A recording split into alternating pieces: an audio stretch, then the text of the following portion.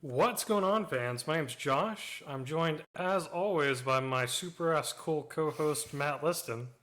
I got super ass. Come on now, like that. What's going on, guys?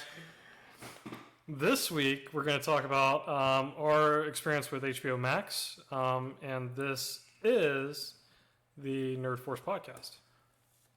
So, Matt, what do you have this week for other news? Well, I think one thing that's topping everybody's list, especially for me in the DC world, is Superman. Yeah. So we have not seen the last of one Henry Cavill, which I'm pleased with, to be honest with you. I like him as Superman. Now, we've talked about how it played out in some of the movies with him, but I still don't think he's a bad Superman. I really don't. No, I don't. I think that the way they treated Superman was bad.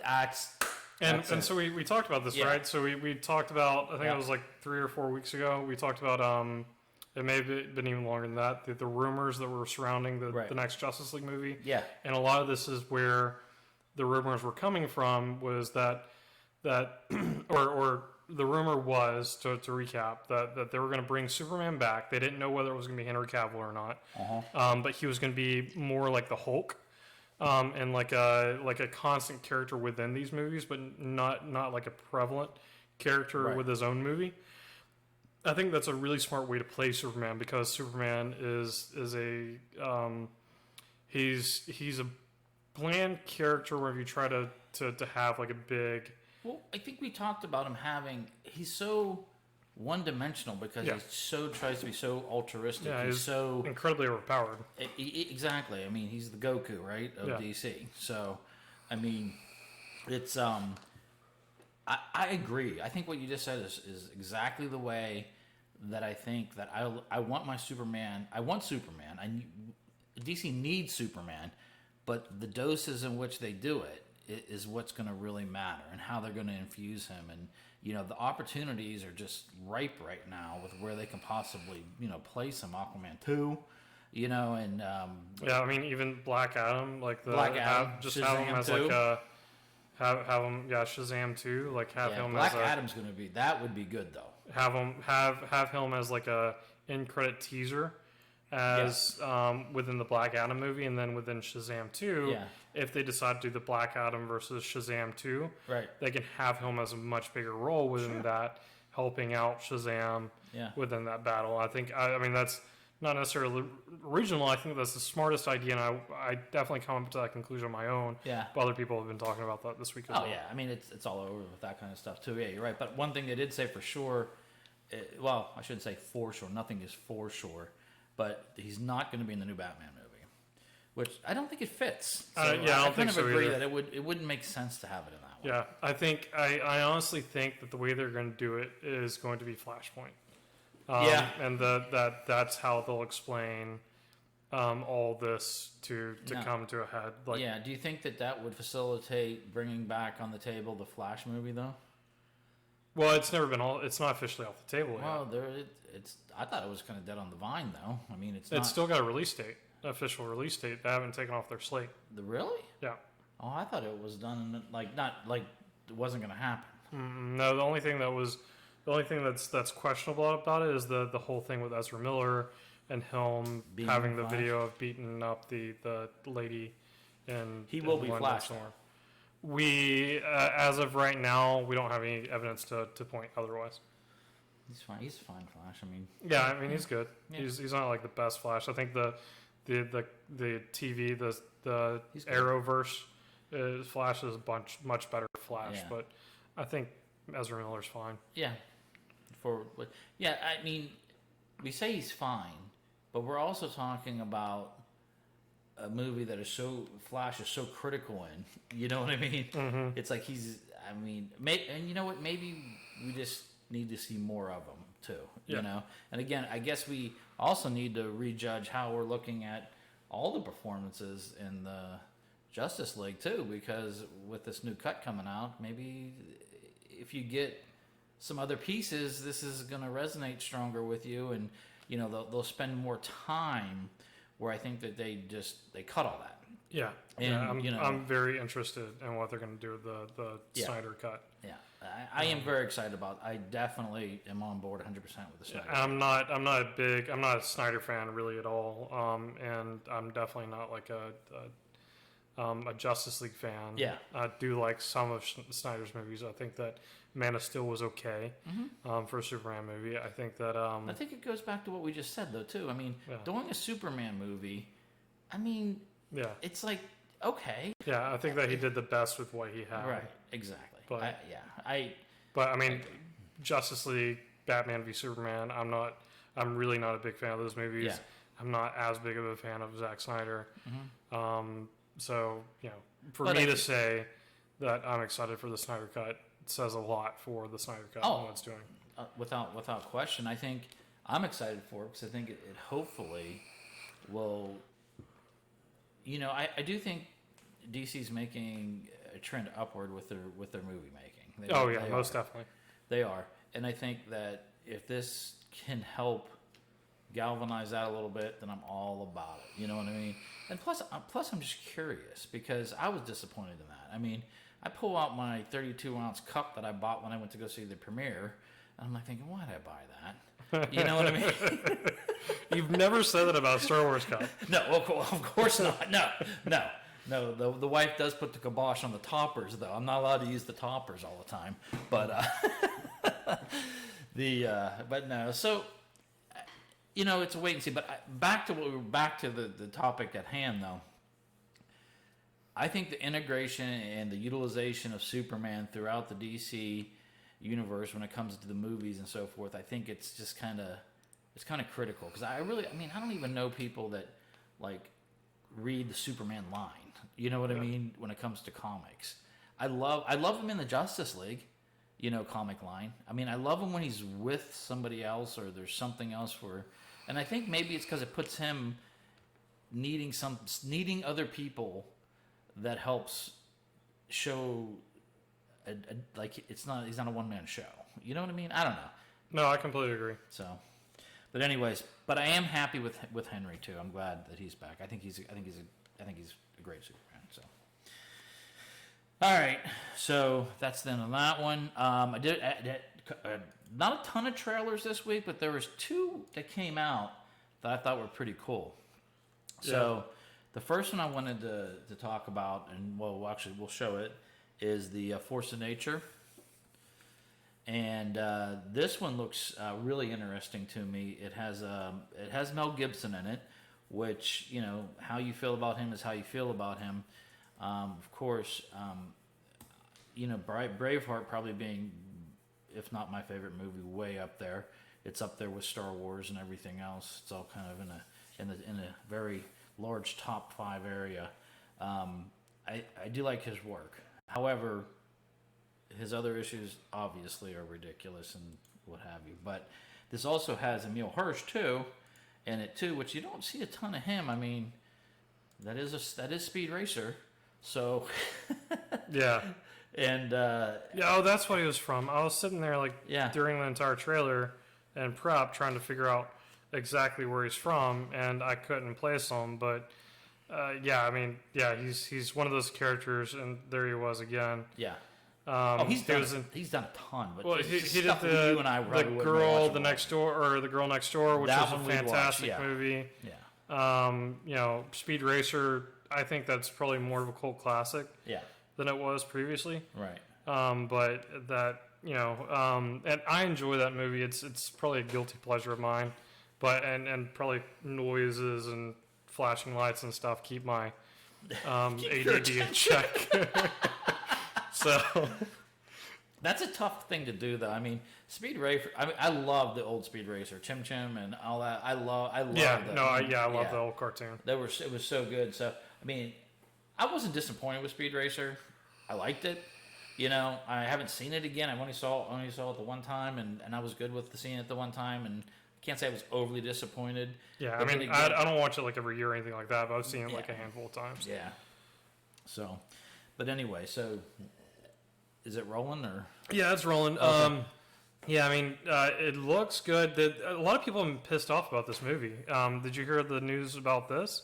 No. The people, so it's based upon a real hurricane event In Puerto Rico, right? in Puerto Rico. Yeah. Happened a few years ago. I think it was one of the hurricanes that rolled through here, rolled through Puerto Rico. Yeah, oh, yeah. It destroyed Puerto it. Puerto Yeah. Rico. So it's kind of like a too soon thing for a lot of people. But it's been, 3 years or so, I think, for that hurricane. But yeah, people have been really pissed off about it and have been very vocalized about their opinion. Imagine that. Mel Gibson doing something polarizing people. Yeah. Jeez, imagine that. Yeah. But it's been receiving a lot of press. I think, what I want to know is your opinion. Do you think that we'll ever get back to a point? I mean, because they did this type of stuff with other things that happened with topical events that weren't necessarily captured in the same light that this is a decade ago. Do you think that we'll ever get back to that point to where it's going to be people aren't going to be as butthurt about stuff like this? Well, one thing I can tell you that I thought that, and it was a good movie. I liked it. I think it had Clooney in it, and I don't remember. I think it was called Three Kings. And that came out like man, we were still in the heat of this stuff, man. Or that was longer. No, I'm sorry, like 2 or 3 years after the conflict started. Yeah, I mean, you talk about fresh. I mean, that's even I get the hurricane thing. I completely understand that, but this, I mean, they're not. I don't know if they're saying it's that hurricane. Puerto Rico gets hit by hurricanes all the time. I don't think it's necessarily that hurricane, but people are tying it to that hurricane. Well, then, I find that a bit of a stretch. That's just me. But I do think that, to what your point you just said, though, that one movie, I was like, man, this is like really fresh, and like them going in, stealing all the gold during the war and all that type of stuff that was going on and everything, and it was like, I'm like thinking, this isn't kind of like I don't know. I thought that was interesting. Put it that way. I'll leave it at interesting. I thought it was a little too soon to put out something like that, but I don't know. The movie was decent, but I don't know. It kind of parallels with what you're saying, and I don't know how you felt about that. You're obviously much more attached or closer to those situations than I am. Did you give a shit, or you might have even been there when it was on? No, I was still young when that came out. That came out in like 2003. I can't remember. Or so. Man, I was like in my early teens when that came out. So I mean, I didn't really have an opinion either way. I remember watching it once they came to Blockbuster. Yeah. And so, that I enjoyed it. It wasn't like, anything that I took offense to. I don't think a lot of people took offense to it.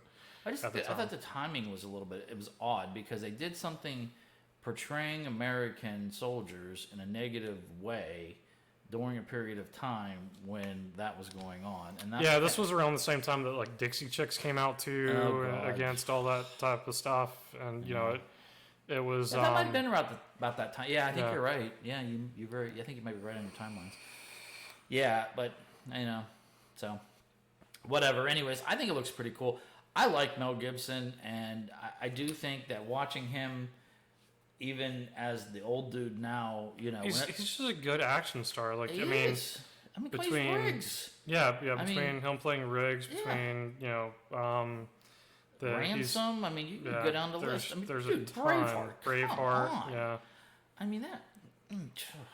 Just fantastic. I mean, he's a true action star without question. And yeah, I mean, don't agree with all of his.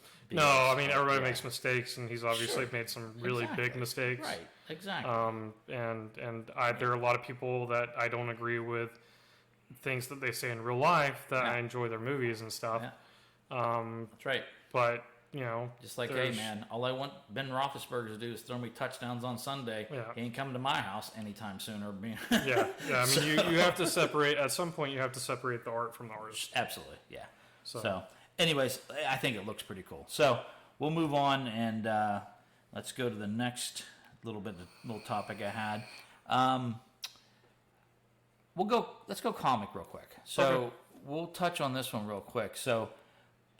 Went to the comic book shop, learned a lot from our boy Greg over at Soundwave, and just understanding how things are going to be rolling out and everything. Because I'm chomping at the bit because I want the next issues of Star Wars Bounty Hunters. Yeah, yeah, that was a really good series. Yeah, so I can't wait until you get to there's a Django episode or issue within the one that I gave you tonight. Really really good. good. Okay. Well, Really, let's get to really that good. after this, and then that cool. I want to talk. I definitely want to talk about that. So while I was there, I was just I'm looking around too because I want to help the guy out. So they had relaunched Morbius, the Living Vampire. So again, obviously timely movie gonna be coming out soon and everything like that. So they did 4 episodes or 4. They've released 4, so I picked up all 4, and he was gracious enough to give me 3 of the variant covers at the same price. So thank you, Soundwave. But yeah, absolutely. And if you live in the South Carolina Somerville area, then definitely check out Soundwave. Yeah, Greg is amazing. Solid dude. We couldn't say enough good about that particular comic book shop. Yeah, that's my shop for sure. So, anyways, the storyline is fantastic. So I finished them today. I dropped them off. Josh is going to read them. We're going to talk about it next week. So I don't want to go too deep into it, but the girl that writes this, the woman that writes this, she looks like a young lady, like a girl, pretty young, but she's got chops, dude. And I tell you what, she really captures the confliction that Morbius is in a great way, and also not just in the pace of the dialogue, but it's the type of dialogue that she uses with him as well. Because he's a genius. He's a scientist genius. You know what I mean? So it's interesting, the approach. The only thing that pulls me back a little bit is, and I don't want my Morbius to be this way, and I am nitpicking, just so you know. Okay. I am nitpicking on this comic because it is a very good comic, and I recommend highly people read it, especially going into the movie. I think it's going to give you great substance when you go in, and I think you even have more substance because you know him from Spider-Man and everything else. But he plays sometimes early, and I know they're developing because they didn't do the origin piece, right? So it's just kind of like backstories in a page here and there. So you don't get that whole how it happened type of thing, but they just tell you, which I'm cool with. That's fine. Don't waste issues on that. Let's get to the meat, Yeah. Which they do. But a lot of his dialogue is about him being so conflicted all the time, and I think that we can grasp and understand that, and he's battling between himself and obviously the vampire inside of him, and that can come through just by changing the way you write the letters. I mean, you know what I mean of what he's saying, but I think just his mannerisms, his body, his facial expressions, you can do that in the artwork too. The artwork was interesting too because it looks like they have multiple people doing this. So like they're not changing so much his appearance, but the styling of it. There's a couple I wasn't crazy about. Some I really liked. The variant covers are great. And there's a whole litany of people listed on there, and I didn't get a chance, and I should have. I apologize to go through and see which artist was who. But yeah, that's what I don't have artist name either. Yeah, I don't think that would matter to most, but the bottom line is I think it's very well constructed. She's done a great job developing him and putting him in his world. And I don't know. I like it. I think it's great. And I guarantee you, Josh, that when we talk about this next week, you're going to be like, dude, that was so good. So we'll see what you say. Yeah, no, I'm definitely looking forward to it. So the Star Wars, for those that aren't aware, the current continuity, Disney just changed the continuity, like a year ago?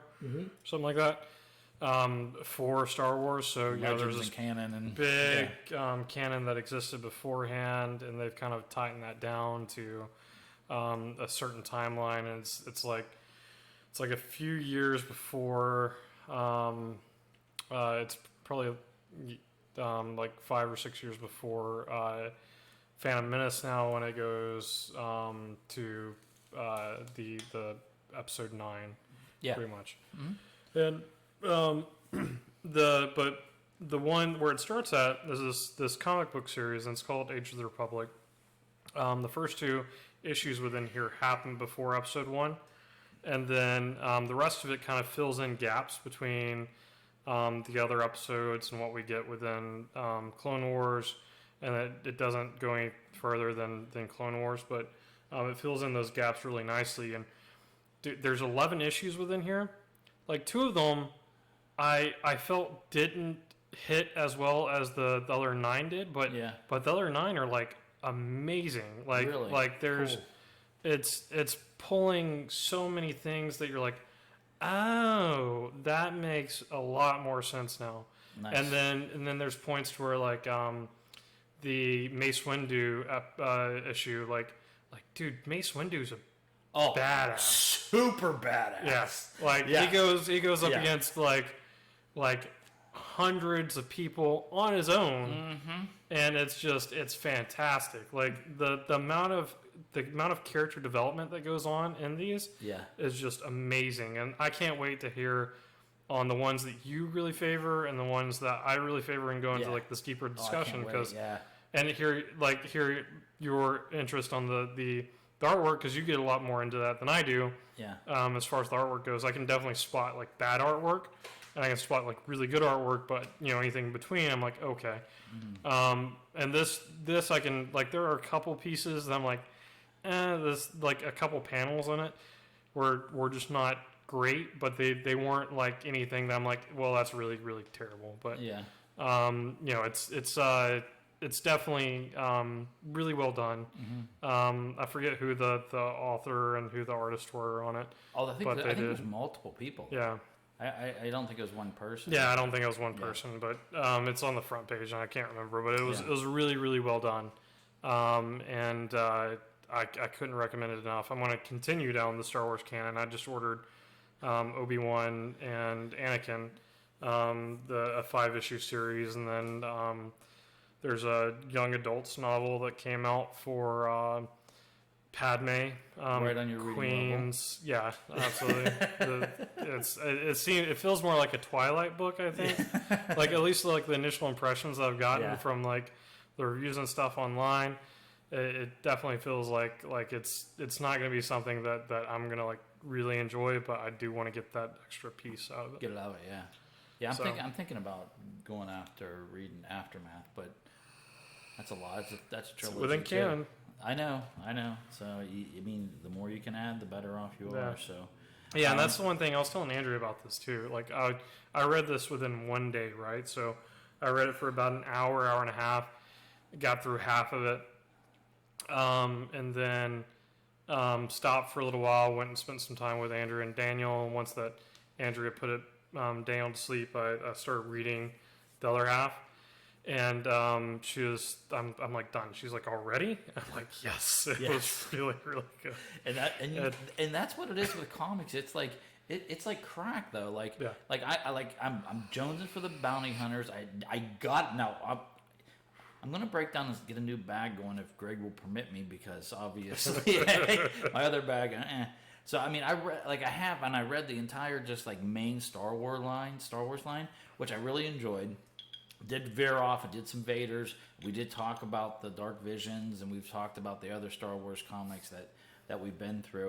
But there's one too that came out it's a number 1 right now, and it's the Dr.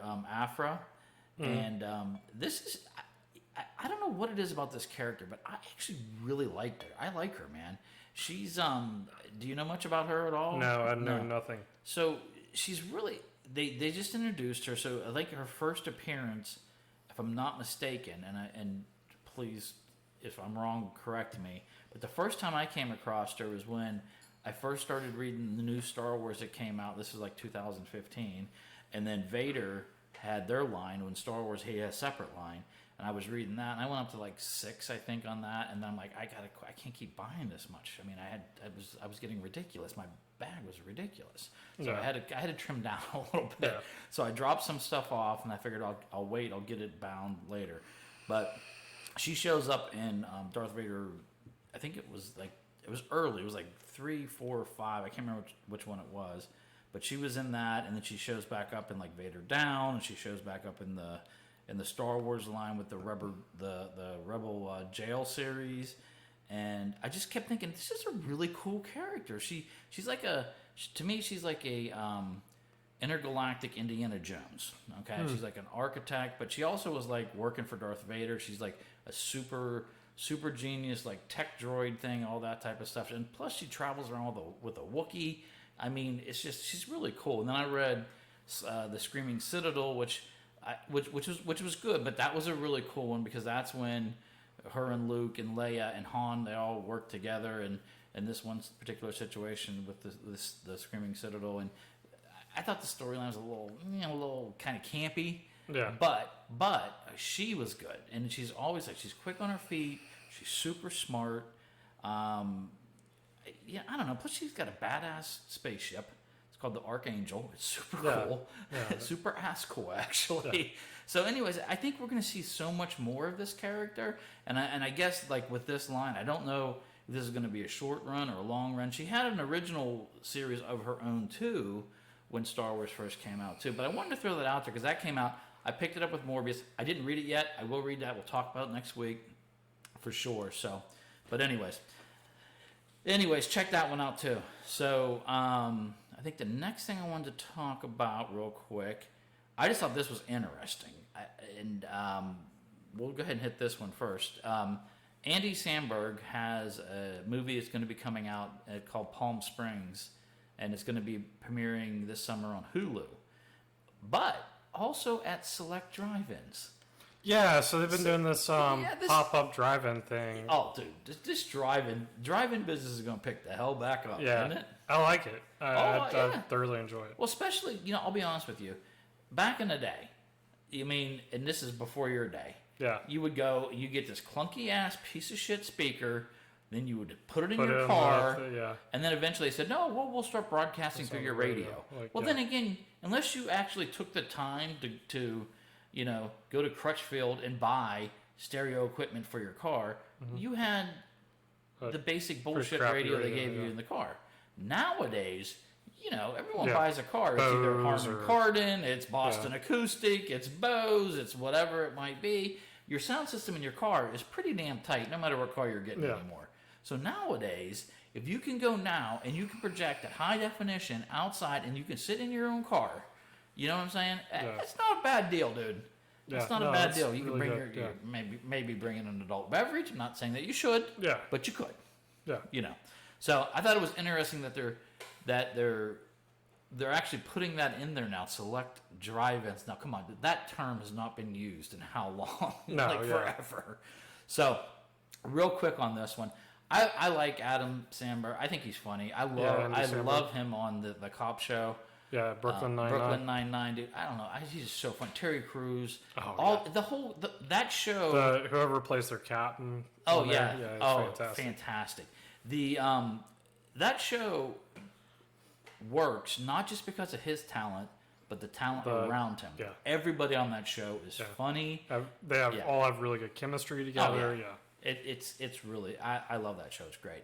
Anyway, so this one basically is a quick story. He goes to a wedding, and I guess it's in Palm Springs. He meets the maid of honor at the wedding, blah, blah, blah. They go to some cave or doing whatever after the wedding. Boom. Next thing you know, it repeats itself. So it's kind of like, as soon as I see this, I'm like thinking, oh, geez, this is Groundhog Day. Yeah. Which, don't get me wrong, I love Bill Murray. And you know where that was filmed, don't you? Was that filmed here? I don't know. In Steel City. Yeah. Gotcha. No, it was filmed. I should say scenes were filmed in Pittsburgh. I did look up, but I'll let you finish this, but remind me after you finish this. I did look up an article about films that were filmed in Charleston. Yeah. And there's some that you wouldn't think of on there. So, yeah. I'll give you a real quick Pittsburgh, and then we'll get right away. Striking Distance, Bruce Willis, the Coast Guard movie. Do you remember that one? No one does. Filmed in Pittsburgh. Anyways, I thought it was like, okay, a little campy or whatever, but then I think Adam could do that. Andy could do that, and so as I read a little bit more about it, I guess this did like gangbusters at Sundance. So again, I don't really understand Sundance too much, so I don't really understand. If someone says it's really great, then I don't know, because I kind of look at that sometimes as like anything that says critically acclaimed, I'm kind of like, I'm out. Yeah. But yeah. So I like them. I wanted to throw it out there. I'm definitely going to watch it. That's for sure. So that's coming. Then kind of like in the same genre. Not that I haven't seen an episode of this yet, but I think this is pretty cool. And we're starting to see this trending of different shows making these hops and moving around. But Cobra Kai, we've touched on it. I know I brought it up a long time ago, saying, "Hey, this is on YouTube. I can't believe they're doing this." But this show is strong enough now that they're going to be making a jump either to Netflix or to Hulu. Yeah, so I posted this up on the 3. Yeah, I posted this up on the Facebook page. I was surprised. This came out of like absolutely nowhere. Yeah, but yeah, they're making it's up for sale, and people are presuming that's going to go to among the bidders. Netflix and Hulu are there, really, right? Yeah. So people are presuming that's going to be where it lands. There's nothing official to say that it's going to either one of those, but they are among the bidders, and if they bring on the originals, that's going to get a lot more eyes onto it. Yeah. Everybody that I know that's seen it, Seth at Fit Nerd on Twitter, loves this series. And all right, well, we got to watch. Yeah, we have to watch it. Yeah. I mean, I'm not going to pay for YouTube Plus, but I will definitely watch it. We'll get Seth's account. Yeah. Though it just looks cool. Though I mean, I think it's cool. I at first, when I first heard this was happening, I was like, "Come on, how? Oh my god!" First off, Well, you know what brought this around, right? what? It was the How I Met Your Mother, the character that's played by MP or Neil Patrick Harris. Yeah, kept on talking about like how the movie was actually the good guy was this character. Oh, yeah. Okay. And like even like at his bachelor party or at his wedding, they had him like come in as like a surprise guest man or groomsman or something like that. And then and then like it was a whole thing on the show. And then after that, this kind of spun out. Yeah. Once that people picked up on it, and it was kind of culturally relevant again. Hey, and if you don't think that, and that's probably all I got to say about that, but if you don't think that Stranger Things has helped drive this D&D movie that's coming out, oh yeah, come on, shame on you. It has. The uptick in all of this, and it is. I don't have anything up on that. It just made me think of it when you mentioned it. But I know the D&D movie. The second draft for that has been in, and I think that these two guys that are doing the writing this, they did Game Night, and I forget what the other movie was, but they're both kind of funny. They're going for what I feel is going to be kind of a Marvel take with the humor, but balanced. But it's going to be obviously clearly in a fantasy background. They're scouting the sites over in like Scotland and England and stuff like that. So I don't know. I think it looks pretty cool. As far as what they're saying, nothing obviously visual, but with COVID, it's kind of shut them down. They're kind of in a pause state right now with that. But this could be huge for them. So yeah, this could turn into like a smash hit wherever it goes. Yeah, and it's already been a smash hit for YouTube. So yeah. So see what happens. The movies for Charleston that I was talking about.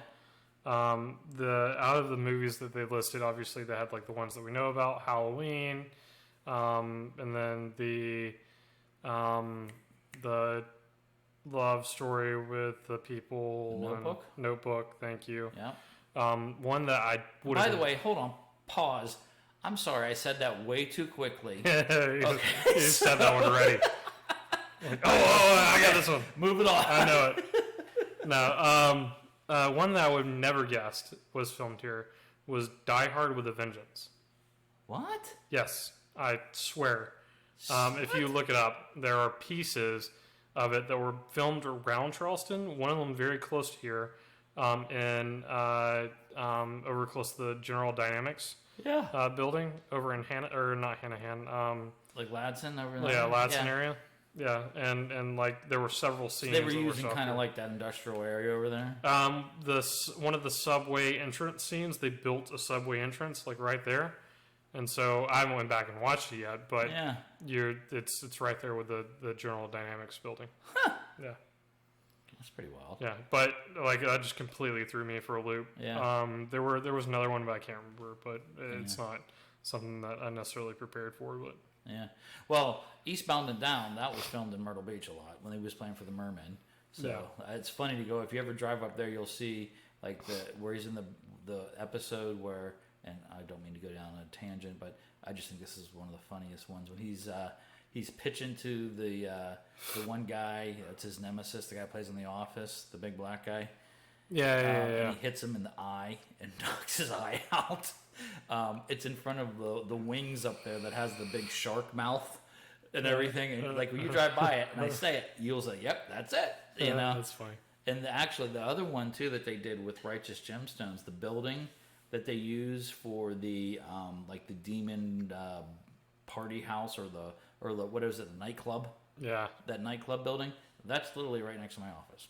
nice. Yeah, it's pretty funny. Well, I mean, you obviously like see REM time and stuff like that. Oh yeah, REM Over time. that That's home. by my office too. Yeah. Yeah, right off of Rivers. Yeah. And so, Yeah. I mean that's pretty like anybody that has lived in Charleston knows Rivers Avenue. Rivers Avenue and knows exactly where that's at. Yeah. So, All right. Well, let's not go down a tangent. The other thing I wanted to talk about too, real quick, and this is just to throw it up there because you and I we did talk about it. We didn't go too deep into it when it was out and everything. I think we did a good piece on it. But the Umbrella Academy season 2 posters are out. yeah. And I really, dude, I was pleasantly surprised with the Umbrella. I mean, it hooked me and I liked it. I really, and again, the names slip me. I know they're all the Hargrave kids and stuff, but the one guy that plays the like the kooky dude. Yeah, the druggie. This guy right there that you just scrolled by him. This guy. Yeah, I love him. I think. Yeah, he's I love this great. character. Yes. He is absolutely a fantastic Yeah. actor, and I really like Juno too. Juno, whatever her character, the violin lady. Yeah, she yeah, plays yeah. a good character too. Actually, I think they all do. I think they're all, and the little kid, the time traveling kid, dude, he's great too. Yeah. And I don't know, I like it. I think it's really, and I didn't bother to go back and read any of this stuff, which I'm thinking, you know, I did pull back and I read all the boys. But this stuff, I'm like thinking, I'm just going to let this roll out. I just want to watch it. You know what I mean? And just take it in for what it is. But I will say that I think that their poster drops sucked. I don't like these. You don't like these at all? No. I think they're okay. Eh. I mean, they're not. They're definitely not the greatest. Well, I mean, they could have done better than that. Yeah, I like the kooky guy that we're talking about. Yeah, no, I mean... His was good. Yeah, but it just... I don't know. But I mean, that kind of fits the character. The rest of them kind of don't. Yeah. So Yeah. Anyways, that's going to be coming out, and I think that is coming out, and it's coming out in 2020. There's no date yet, obviously on Netflix. But what did you think of it? Did you enjoy it? Or I enjoyed it. It's not, you know, if you compare it to other stuff out there, like Doom Patrol or Doom Patrol's better. yeah, or you know, some of the other stuff The Boys is better. The Boys, you know, stuff like that. It's not as good as that type of stuff, but to break up the Marvel DC stuff that's out there, it definitely adds to that. It's definitely, I think it was probably better than The Watchmen. Yeah. You know, this was, so, you know, it's good quality comic book television and or a comic book series.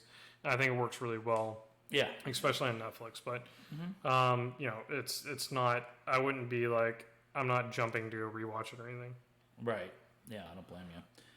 All right. The let's see what else is going to. Oh, two other things, real quick. Yeah. I took a peek at Stargirl. Oh yeah, how was it? Dude, I gotta tell you what. It has Luke Wilson in it. Okay. Okay, which awesome, by the way. And I gave it 15 minutes. Okay. Yeah. But the opening scenes, It was great, dude. I mean, I didn't go too far because I figured it was going to start getting a little bit campy or whatever, and I had other things to do, so I just kind of stopped it. But they come out of the gates really strong and hard.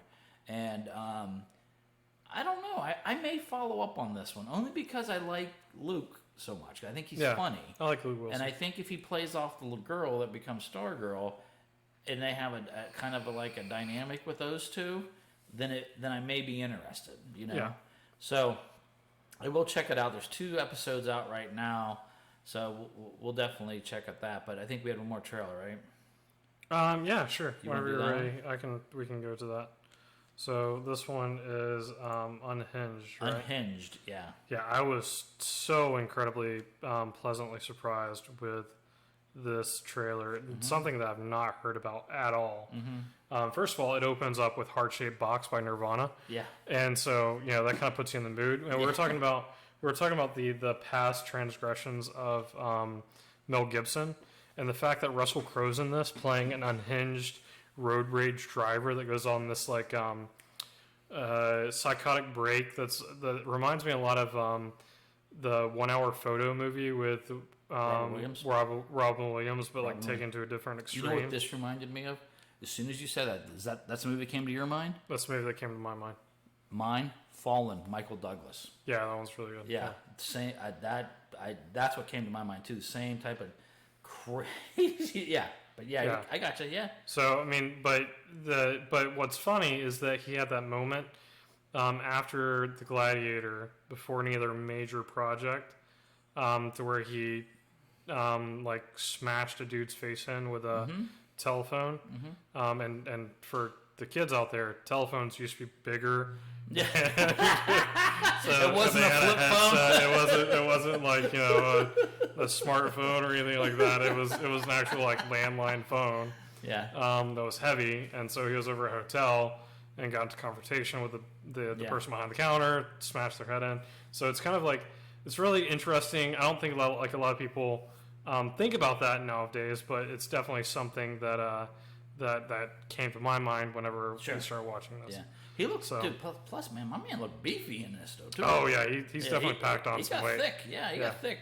Yeah, but thick hey, with 2 C's. Hey, whatever. Don't matter to me. Hey, Gladiator, though. Whew. Fantastic.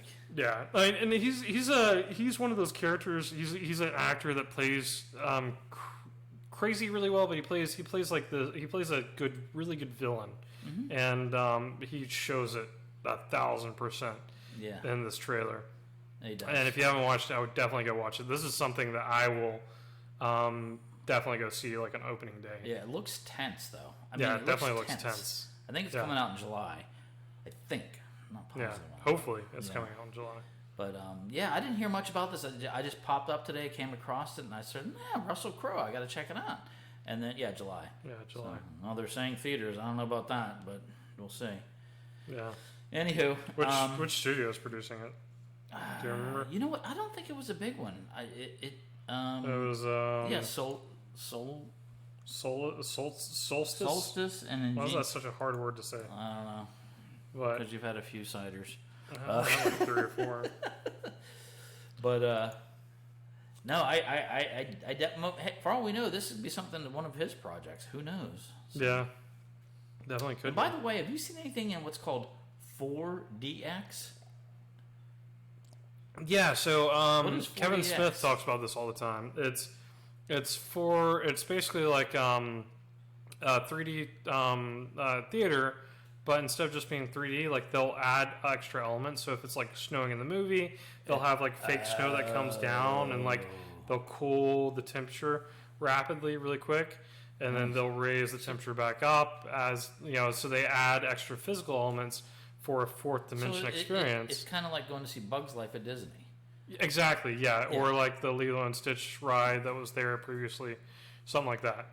So yeah, it sounds interesting. I've never been to one. They've got a couple of them in California. Well, dude, that's a commitment. Then this movie is bigger than what we might think it is, though, because you're talking 4DX. That's you could. I don't know. I don't know much about it. I'm going to look it up, and I'll be up on it next week for sure. But that's cool. That's interesting. But imagine going to watch Empire Strikes Back and sitting through the Hoth scenes. Yeah. Yeah, that'd be really fun. That'd be awesome. So, Yeah. Anywho, okay, cool, fantastic. One last thing I wanted to bring up too was, and I wanted to thank you because I'm trying to get through Clone Wars to also round out all of my knowledge too. And then when I texted you and I said, hey, where do I need to pick up from? Because I was trying to, I went to Rebels, and then after talking with Seth on our one podcast, realized I needed to switch gears and go back. So I went back and I was going through 1. I was in 2 and getting ready to start 3. Talked to Josh. Josh said, hey, you know what? Just basically hit up 4, episode 7. Dude, fantastic, dude. You're right. I mean, what Seth said too, it makes so much sense. It changed the dynamic of the way that show was being conducted and produced and done. Changes dramatically, because I mean, I made that jump. I skipped 3 then. I just skipped season 3. And then at this point, I mean, we got troopers getting crushed. We got, they're popping people in the head. Yeah. You know what I'm saying? I mean, this is game on, dude. Yeah. It's like, it is really intense. And I mean, it was like, okay, again, we're talking about an animated series to say, it's intense. That was on Cartoon Network, like of all places. It was on primetime Cartoon Network at the time. It wasn't like Adult Swim or anything like that. It was kids were watching this, and it got incredibly dark. It did. It's turning dark, and I mean, I'm liking it. I love it. I'm telling you what, I did the first 2 of this battle on, was it Umbra or something? This the dark planet with the little guys with the little helmets and the, I don't know, whatever it is. Yeah. But anyway, good story so far, and it brings in that Jedi Krill that they take Anakin. He's summoned back, and they put this guy in. He's just like, these troopers to him are just fodder. Yeah. Really cool. Can't say enough. I know I'm coming late to this, probably by 3, 4, 5 years, but it's great. Yeah. So I mean, I've got so much, and I just recently finished. I'm on Rebels now, and other continuity aspects, but see, I went deep on Rebels. I was doing well on that, but I'm just on season 2 now, but I've got so much more respect for Dave Filoni now after watching this, and he gets Star Wars so well. I even said this on the Den of Nerds through their chat, and asked Josh on there about what his thoughts were, but previously I was on the side of Filoni. Okay, he definitely needs to be involved, but the reins really need to be passed off to the guy that did Iron Man and the Chef Show and Chef. Feige. Yeah. No. Not Feige. We are so bad with names. Yeah, but you know what I'm talking about. Anyways, he and so now I'm completely the opposite way. I definitely think that Filoni should be the creative officer behind that, and then the only thing that I'm concerned about is his experience with live action, and that's definitely being corrected now through Mandalorian, the Ahsoka series that's coming out. What makes you endless wonder, other stuff. What makes you wonder when we've gotten this Padawan who has moved through all the Star Wars universe, the animated series, and into this live action, and then he's going to get a movie, and that movie is going to be an opus, and it's going to be beautiful. I guarantee it. Oh no, I guarantee that's going to happen. Yeah, whatever they do next, I guarantee that he's going to get a movie out of it. I hope so. He's so humble though, too. Yeah, that's what I love about the dude. I mean, he's I don't know. You meet those people that are doing what they're meant to do in life. He is one of those people, and it's so refreshing. And he looks like such an approachable dude. You know what I mean? It's like, I don't know. I like him. Yeah, I mean, he seems like one of those people like you and I could have on the podcast, right? I'm not saying like he's definitely not attainable for us to get on the podcast or anything, but we could get along with him as fellow nerds. Yeah, he wouldn't be. It wouldn't be like a feeling like he's too good for us, or like he wouldn't rise above any level that we would have he would obviously educate us on a lot of different stuff, but he wouldn't be like, like, well, actually, it's supposed to be, Yeah. What is wrong with you two? Why don't you know these names? Yeah, yeah, exactly. And that's the cool thing they did too. He talked about the AT-AT versus AT-AT controversy, and whatever. Yeah, and he's like I included both, so they'll both be part of canon. And so, it's stuff like that. And now, what do you use there? I say AT-AT. I do too. I say Yeah, okay. yeah, a lot. Or no, I don't. I say AT-AT because you don't call an ATST an ATST. You call it an ATST. Well, I call that an ATS. Yeah, but I call So it why wouldn't you call an it AT-AT and AT-AT? Okay. But yeah, but we're fine. They're both right. Me, yeah, so according to continuity, it's both right. And then even Laser Sword now is a part of continuity. So okay, but that's fine. Yeah. All right. So that's all I got. I try not to, there's no more tangents I'm going to go down, but I just wanted to thank you for that because it saved me some time, and I think I'm going to get into the meat of this. Take out what I want to. At this point, you'll be able to easily identify within like 15 minutes like where the filler episodes are, and they're like in 3 episode arcs. Yeah. So just skip ahead like a few episodes, and that goes for anybody else that's watching outside. Yeah. If you want to get caught up on Clone Wars and you're not caring about catching every little thing, you can start at season 4, episode 7. That puts you at the beginning of an arc, and then you can catch the arc throughout the rest of the, or you can start there, and that's where it gets really, really good. And then, but and if you come upon throughout the entire series, if you come upon a point where it's a filler episode, you can skip ahead 3 episodes, and that will put you back onto a new. That happened arc. in Rebels too, and it irritated me. And like there was some there like, oh, I should have told you before you started with that. No, I mean, but I'm a completionist in that type of stuff. With reading the comic books and with me picking up, Padme Amidala's book. And I'm reading through beyond that. I'm reading through the Path of the Jedi and stuff like that to get a better understanding of like the philosophy behind the Force and stuff like that. You need to read the books you gave me. Yeah, that's what I'm reading now. You bought them again? No, I've got it. Oh, you had it too. Oh, okay. Yeah, I bought you a copy. Those are fantastic. Yeah, I mean, with the notes from like Sidious and stuff like that. That's so awesome. Yeah. Now, I mean, again, of course, that's all canon too. Yeah. Yeah. So, I do reference those back sometimes just to try to figure out where stuff's located. You can find that in there. Those are great. So yeah. I think before like the next major movie comes out, I'll probably like put sticky notes on that. That way we can reference it whenever we're talking about various things. But yeah, I mean there's a lot to Star Wars, and this is what I was saying about to Andrea beyond the fact that that series was amazing. Is that with Marvel and stuff like that, you can have an understanding of the comic books or the movies, and you'll be fine, right? But with Star Wars, to be able to have a better understanding of everything that's going on, you really need to go watch the movies, go watch the cartoons, TV shows. You need to go read the books and comic books, and you need to go play at least, I would say, the Fallen Order. And so well, in this situation, this is an example. Star Wars movie came first. Yeah. Marvel comics came first. Yeah.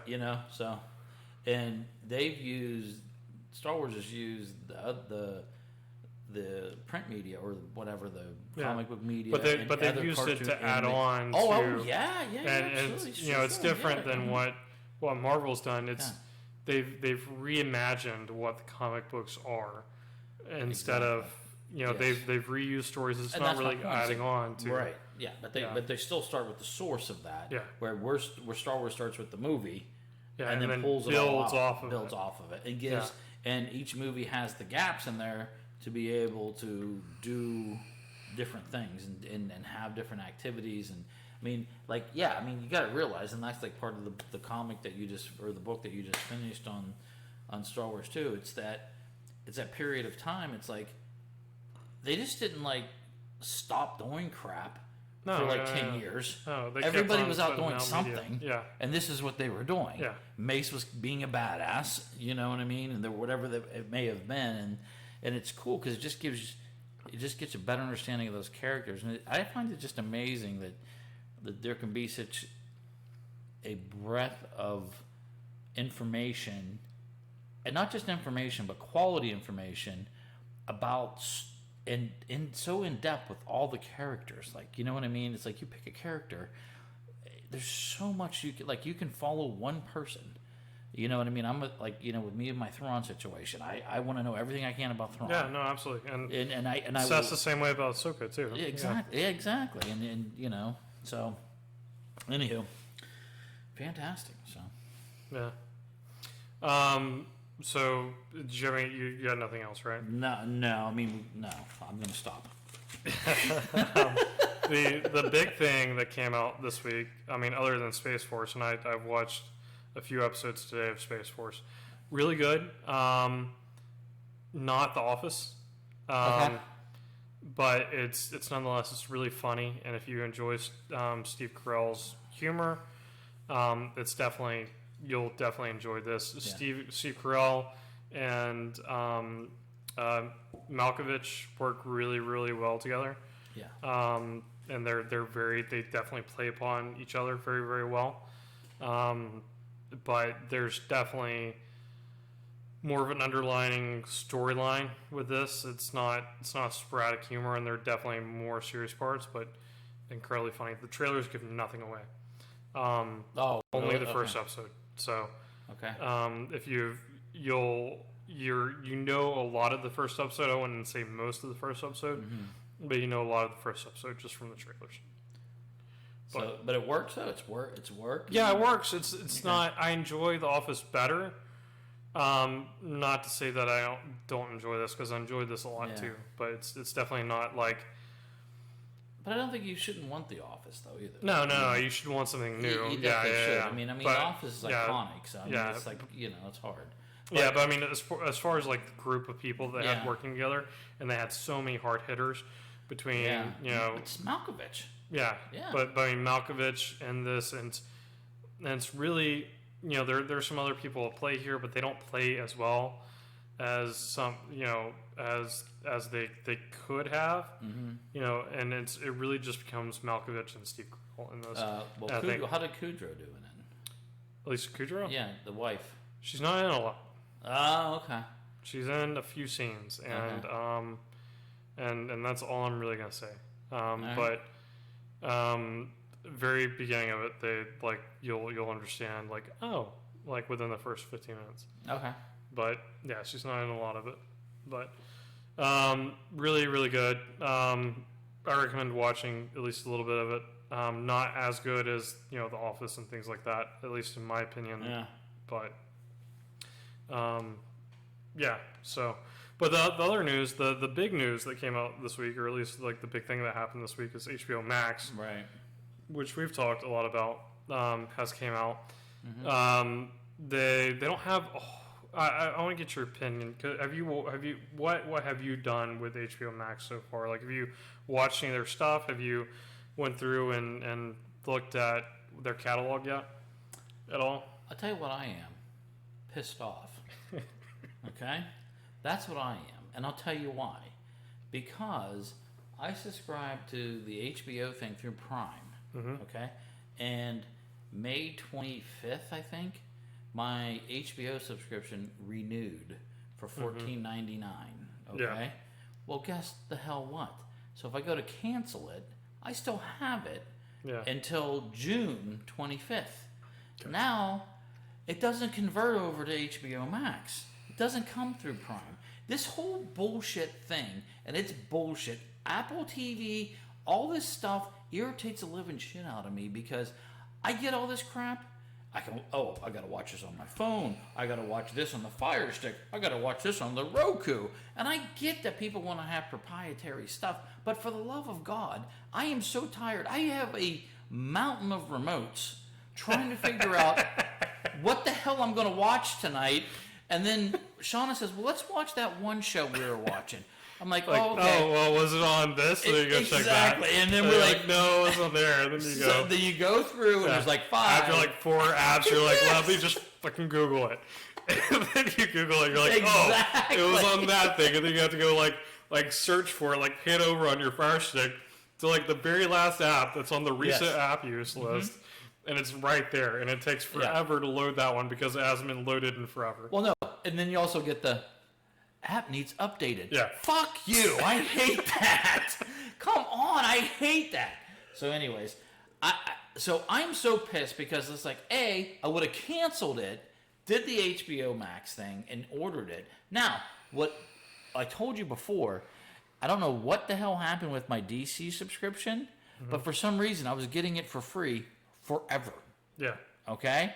So, of course, as soon as HBOMax, that came out, I went to my DC app because they're like, oh, no, 74, whatever it is a year or whatever. I'm like, no, not going to happen. Why would you buy the DC app if it's going to be on HBO Max, the same content that's on the DC app, the same thing? Now, I guess the DC app also gives you, like, you can read comics and do I can't read comics on my TV. Yeah, I can't do it either. Even on my phone or tablet, I can't do it. I've tried. And we've talked about this before, right? Like, there's something about the feel of comics and the smell of comics that... Yeah. I like to read, like, the variant covers I was reading of today of Morbius. It was like I laid them out very quietly. Everything was clean and like, almost like white gloves. Like I'm handling the Magna Carta, and then you just turn page over at a time. But no, so I find that so irritating, right? So I did see and I read that, like, some of the, if you in some applications or in some way, if you had this, it would convert over, depending on whatever parameters you were working it in. So the bottom line is, Josh, no, I haven't seen HBOMax yet. And you texted me, and I'm like, shit, I'm getting on it right now because I want to see what the hell's going on, right? So I was excited. I'm like, blah, blah, blah. And then I went and tried everything I have. The Fire Stick, the Roku. Nothing works. And then Apple TV is another pain in the ass, too. You know, trying to get that, the only way I can get that, unless you buy the Apple TV, is getting it through the Fire Stick. Well, of course, I got a Fire Stick downstairs and upstairs, and one in the garage. As you know, the one in the garage works just fine. The one downstairs works just fine. The one upstairs wants to be a pain in the ass all the time. Doesn't want to work. And then I read, well, it could be overheating. It could be all the... I'm like, you know what? I don't need this. I just want shit to work. Yeah. So, anyways, I'm frustrated with it. But the bottom line is I did go on and I looked at the content that was available, and I was under-impressed. Yeah. To be honest with you. I don't know what you think. So I mean, I got a lot of same issues. Obviously, like the fact that they don't have a Fire TV app yet. They don't have a Roku app yet. They have an Android app, but I went into the same thing. Like my Fire TV works down here. My Chromecast doesn't want to sync up with Wi-Fi for some reason. It's old, so it's probably just old. Chromecast that's the issue. But so after going through all that. And then wanting to watch Looney Tunes with the kiddo, I ended up taking my laptop or taking my wife's laptop and then plugging it up to the HDMI on our HDMI switch downstairs and had to reroute cables and all that good stuff. You know, it's a pain to do right now. And then I had a lot of the same. It shouldn't be. No, it shouldn't be. They should have. It's HBO, for Christ's sake. Yeah. HBO was like the first premium add-on cable thing you could possibly buy ever. If anybody's going to do it right, it should be them. Yeah, not to mention it's owned by AT&T. Exactly. Like, and you've got you're a technology company that doesn't do technology right, like modern technology right. Yeah. And so you're. Between and I used to have AT&T now, now it's DirecTV now, or I used to have DirecTV now, then it was AT&T now, one of the two. But their app was never, working properly. Their on-demand content was lacking. So I ended up switching, and it was overpriced, but I ended up switching, and this was... it's the same thing all over again. The app isn't great. There is no app. It's non-existent unless you have like Apple TV or something like that. But the the content, like you said, it was lackluster. At least right now, Yeah. they did release what's coming out in June. So on Monday, they have like 50 new titles that are coming in. A lot of them aren't original content. And then the DC stuff that you mentioned, I think the plan ultimately is to bring the DC universe stuff over strictly to HBO now, right. but they're not porting all that over at once. Right now, it's just Doom Patrol, and Doom Patrol season 2 starts in less than a month, like June 27th. Right, so that's why I'm going to cancel. So now, for me to get Doom Patrol, I got to cancel that, because then the only way I could get my DC app is if I get it through the Fire Stick, and then I have to only watch it downstairs because the Fire Stick doesn't work upstairs. You know what I'm saying? So, which is right next to the freaking modem. Yeah. So there's no reason. But what was I going to say? Oh, but I'll do it for Doom Patrol. I will do that for Doom Patrol. I will make the effort and make the changes. Now, the only thing I was going to try to do to remedy this whole situation is, it seems for some reason you can do all this shit on your phone now. Mm-hmm. Okay? Yeah. So I haven't tried this yet. I've never done it really before, but airdropping it to your television, what do you have to do? I don't know if you know, but I mean, what would you need to do to airdrop though? Unless you have a smart TV and it supports it. If you doesn't support it, I'm assuming I'd have to buy something else. There's simply like an app. So like on Fire TVs, there's an app. There's like an Anycast app, and you can transmit over the Anycast app. Oh, on Fire TV. Yeah, on Fire TV. But you got to use the Fire Stick. Yeah, you have to use the Fire Stick. That works well for me upstairs. Yeah, Roku has something like that too. I think they've got an app as well that works. Okay. Okay, they're not great. The apps aren't. Chromecast is still the better out of those. Okay. So and Chromecast aren't No, that Chromecast expensive. will cast anything though, right? Yeah, it'll cast your laptop. It'll cast any Chrome browser or Android device. Or Android. Yeah, and I don't know if I'm sure that you can download the Chromecast app on your Apple. I'm not familiar enough with Apple iPhones, so. But I'm sure that you can probably have that on there and be able to cast it. Now, see, I'm driven to see Doom Patrol because I loved it, like you did too. I think it's so underrated. Yeah, and I think they probably will have an app out by then. But I'm going to be forced to watch it on my phone. No, I think that they've got a phone app. They've got an. Well, they don't. Oh, okay. Huh? But they don't have, for Roku and Fire TV. I think that they'll. Well, how about they just put it on the freaking PlayStation? I'd be perfectly fine with that too. I think that's more of a Sony thing because for Disney Plus even took But see, for months. you and I, because you and I kind of know this stuff to a degree because we talk about who has what properties and who does this and that and all that type of stuff.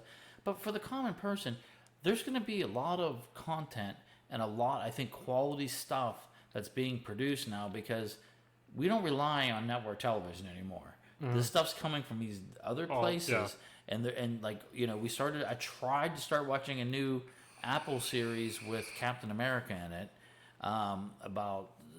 He's a DA and someone gets murdered, and it's really interesting. And it was nice to see Chris Evans doing something different. Of course, Knives Out the series, huh? It's Knives Out the series. The Knives Out. It's not that. But. Him playing the other role though. Exactly. Yeah, exactly. It's like first off, it was weird, because he's Captain America. But in this one, he plays a DA, and someone gets murdered, and his kid gets accused of the murder, and so it looks really cool. And Apple TV doesn't have a ton of content like when it comes to their own stuff, but what they do have, I think, is really good stuff. But then again, trying to stream it is always a problem. Yeah. It's like, oh my God, it's like, people will just miss out because, to be honest, I get frustrated. Yeah. And then it's like, you know what? The only things that work seamlessly for me all the time, basically, Netflix and Prime. Yeah. Hulu, Netflix, and Prime. Those are the only three things I have no problems with. Yeah. That's it. But anyways, I digress. I apologize. But that's my experience with HBOMax. I hope that it improves because I know I've already canceled this membership so that when it expires, I can update because I do want to get Doom Patrol. Yeah. To say that, there's other good stuff on HBO Max. The original series that they do have, are good. I apologize, Josh. 1 second. You mentioned Looney Tunes. That's what I was so worked up about trying to find it for and to watch it because I wanted to watch Looney Tunes. Yeah. So please tell me what you thought of Looney Tunes. So each episode's about 12 minutes long. They're not very long at all. And they are quintessential classic Looney Tunes to the point to where they use the same bits that they did within some of the iconic Looney Tunes Like the TNT episodes. keg on the Coyote and all that stuff. Yeah, like Acme Company and like the giant hair monster. Like they've got an episode with him on it, and they use some of the exact same stuff that they used with the original. Is reused here. Like they've got some new stuff, obviously, and they've updated it, but it's still timeless. Like, you know, obviously, like they have a cell phone pop up, like a smartphone pop up, like once or twice within here. Because I mean, like it's to the point to where like I was watching it, I'm like, did I click on the wrong thing? Because they've got the old Looney Tunes on there too, right? And so I'm sitting there, I'm like this. The animation looks really, really good. Yeah. But it feels too much like the old Looney Tunes. I'm like, did I click on the wrong thing whenever I looked at it? Because, dude, fantastic. First of all, Looney Tunes, amazing. Yeah. But they've got other stuff on there that is equally as great. Like as far as like as far as bringing back the member berries. I remember that. Yeah. Johnny Quest, right? Yeah, they've got Johnny. They've got the big Hanna-Barbera cartoons. They've got Johnny Quest. They've got Jetsons. They've got Flintstones. They've got all the Scooby Doos on there. Dude, I'll take Flintstones any day. I love the Flintstones. Yeah. And so Daniel's been absolutely obsessed with Flintstones. He was sitting here on the table and playing with building a Toy Story puzzle, and I was watching Johnny Quest. And he was turning around and watching Johnny Quest with me, and I'm like, best moment of like the past like month. Easily. Now all these are the old versions, though. Yes, right? the original like 1970s version of Johnny Quest, and the original Scooby Doo's, the original Jetsons, the original Flintstones. They have the Flintstones movies in there. They have the Jetsons movies in there.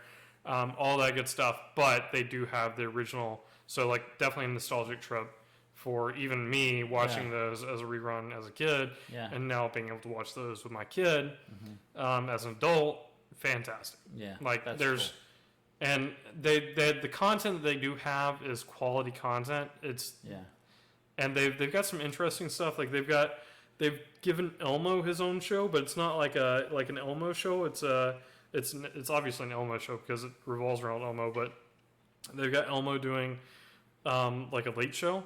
But it's called the Not So Late Elmo Show, and so but he's got very interesting characters on here. I haven't watched any of it yet because it's Elmo, right? But there's one that I'm going to have to watch, and that's when he has Ben Affleck dressed up as Batman. Oh, shut up. Talking about Batman with Ben Affleck, and so it's not like the Batman suit that we get from Batman v Superman or anything like that. It's obviously like a cheap Halloween costume. But I had to go back and watch the trailer a couple times and listen really, really closely. It's definitely Ben Affleck talking. Yeah. So I'm going to have to go and watch that now because it's in the previews. And I can tell that's Ben Affleck as Batman. That's funny. And hopefully he'll drop some stuff about the Snyder Cut on there. But, you know, there's a ton of stuff that's Doom Patrol being one of those, Looney Tunes being one of those.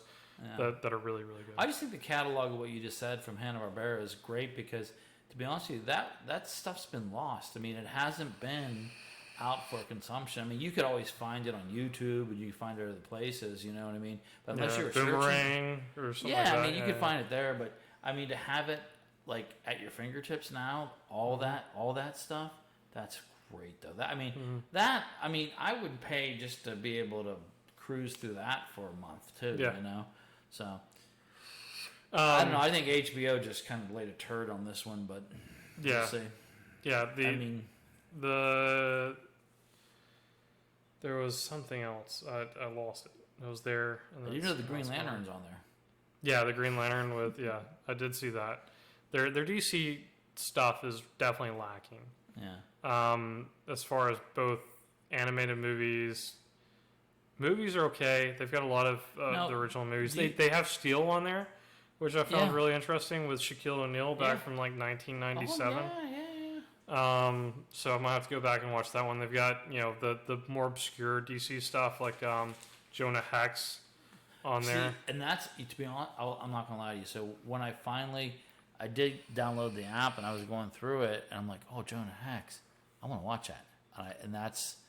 I thought I was able to. I thought I had it because of already having the paid for the month or whatever it was, and I went to go watch that, and I completely forgot that the chick from Transformers in that. Mm-hmm. Yeah. Yeah. And I forget her name now. Yeah. But, I would have known it if you wouldn't say anything, but I can't remember it either. She was on Jennifer's Body and other stuff. Yeah. Mm-hmm. But anyways, no, we talked about that, and I think that that's another thing that we'll see more of eventually. Now, I can't say right now, but Jonah Hex will be back. Yeah. No. Yeah. I think it's just a cool story. So yeah. So. Yeah, I mean, and obviously they're doing a lot more DC stuff with J.J. Abrams there. Yeah. So I mean, I think the same way that Disney Plus dropped, and Disney's got an unfair advantage because they're Disney, right? And all of Disney's properties, and everybody loves all of Disney's properties. But I think as far as content wise, the content is the same on the drop of this as it was on Disney Plus. Yeah. The difference is that Disney Plus's app was ready to go, and they didn't have the issue of like. You mean Disney Plus did it right? Yeah, they did it. They did it right as far as the app goes. That's what Disney does because they want to make you happy. Yes. HBO just wants your goddamn money. It doesn't want to make you happy. Yeah. I'm not the happy box office, so. Yeah. So, anyway. But not necessary to buy it now. Other than Looney Tunes, Looney Tunes is by far the best thing that's on there right now. But if you're not interested in Looney Tunes, I would probably wait until. The Doom Patrol launches, and then I would definitely recommend getting a subscription. Cool. So, and that's I don't really have anything else about it. Anything? Cool. I got nothing else, brother. Cool, man. Well, if you're listening this far, then definitely subscribe to the podcast on wherever you're listening at. Make sure to rate and review the podcast. It helps us get new listeners. If you're watching on Facebook, make sure to hit that thumbs up button. And if you're interested in promote or sponsoring the podcast, we have Patreon. You can sign up for $1 a month. You get the audio versions. You get the episode early on that, and it helps us out. It goes a long way. So. We appreciate everything that you do as listeners, and until next week, this has been the Nerd Force Podcast.